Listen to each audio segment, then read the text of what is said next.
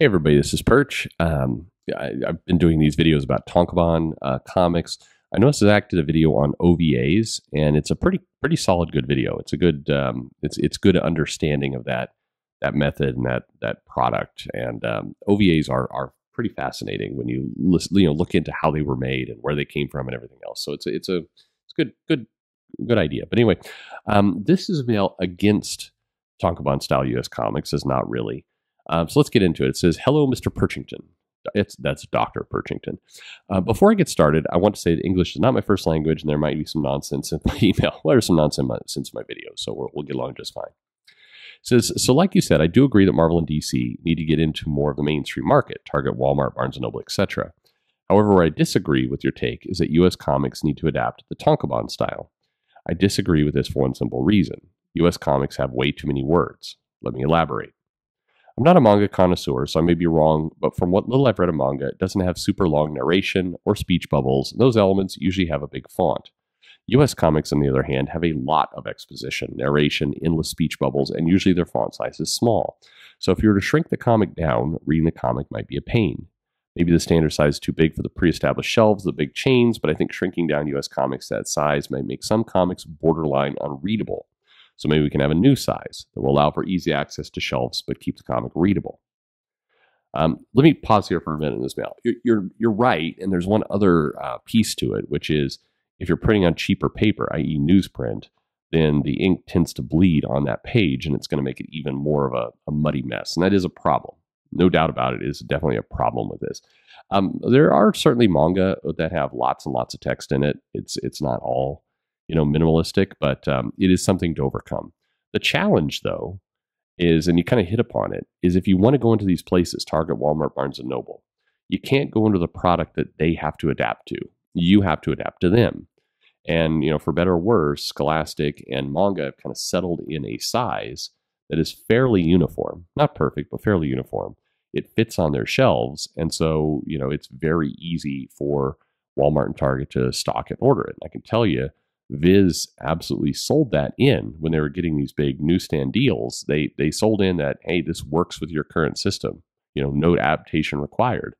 And that sounds silly, but if you think about a Target and hundreds, if not thousands of Targets having to go in and modify a shelf for your product, I mean, it's got to be selling just huge gangbusters in order for that to happen. And to case in point, Lego modified their boxes to fit better within Target or Walmart. So if you think about brand Lego, which is super popular during the pandemic, got massively popular, and even they adapted. What hope do comics have? They're going to have to figure out a way to make it work. But anyway, back to the mail. So there's another thing you mentioned is having the comics printed in black and white. I disagree with this because I believe in the West, people think that artwork in black and white is incomplete. So having colors might make U.S. comics stand out a bit and maybe help differentiate each product. Here's where I think I think people get over it. And when I say get over it, I mean, as long as a comic is printed in color somewhere, in a floppy or digital or whatever, it's fine. And as long as the price point is lower. So if you were to take 12 issues of, Spider-Man, put them in black and white and charge, $7 with, Target's 25% discount, yeah, people will go with the black and white. They will. It's just about the price point. Now, if you try and throw that out there at $24, people are going to be like, hey, where's the color? But that's just one factor. Keeping going. It says, moving on to another thing, let's assume that U.S. Comics got their act together, have a deal to get exclusive line of comics for the major chains. What exactly would they sell? Unlike manga, comics are not so straightforward in terms of content, and there are a lot of things to pull from. From my experience, modern runs would be the best as starting points to normies. All of my reasoning comes from personal experience, so I will give some background on myself to make it more clear where I'm coming from. I'm Gen Z, 21 years old. I really started to read and collect U.S. comics when Amazon entered my country. It was around 5 or 6 years ago. At the time, me and two more friends would collect comics as a general rule. We wouldn't buy anything that came out before the late 90s, and even then, that was pushing it. We didn't like how old comics looked and their writing style. However, eventually we didn't care and started to read the old comics. The two of them eventually stopped, and I was the only one who continued to read and collect. As time went, I was known as the comic kid of my school generation, and sometimes people came to ask me where to start reading.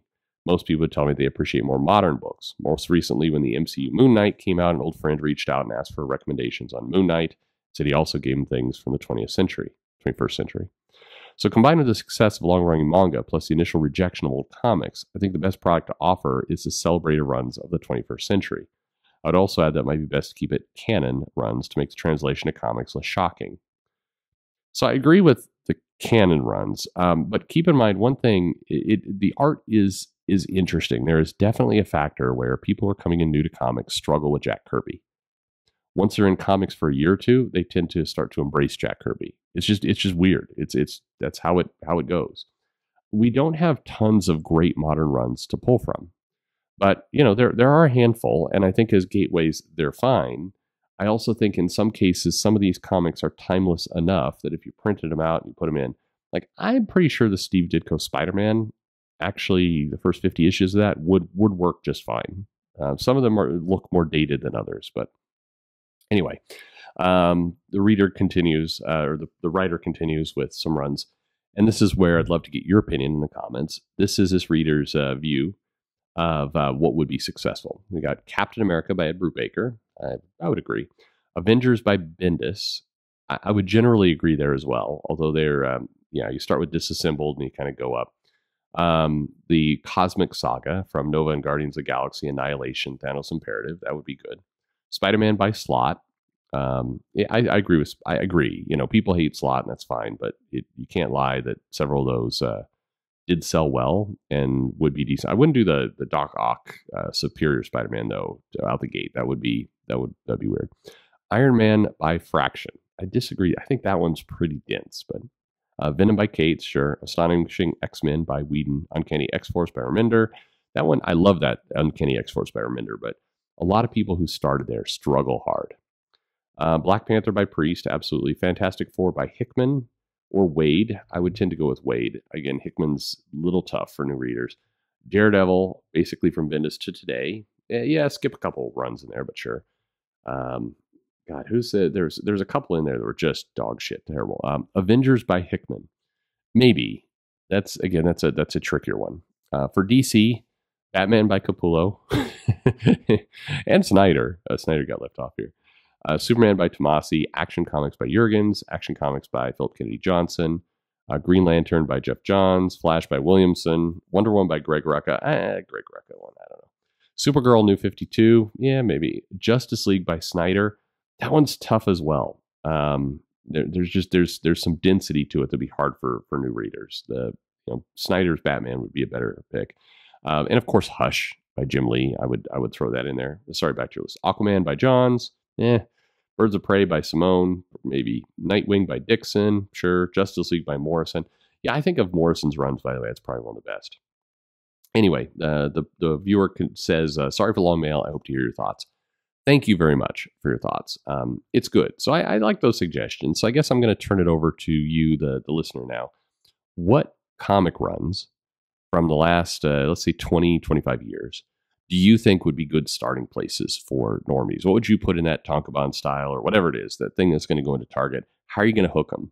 Or do you think this is bullshit and, you should just go with Spider-Man, Fantastic Four #1 and go from there? Like, where do you do it? One challenge, by the way, is if you do, say, Matt Fraction's Iron Man, it does limit your ability to go back into the 70s and pull from there and have a volume 2 and a volume 3, because the normies struggle with the idea of like volumes, going out of sequence. You'd have to construct some kind of look back into the past and then do those stories. I'm not sure. That makes it trickier. But let me know in the comments below which comics you think fit this.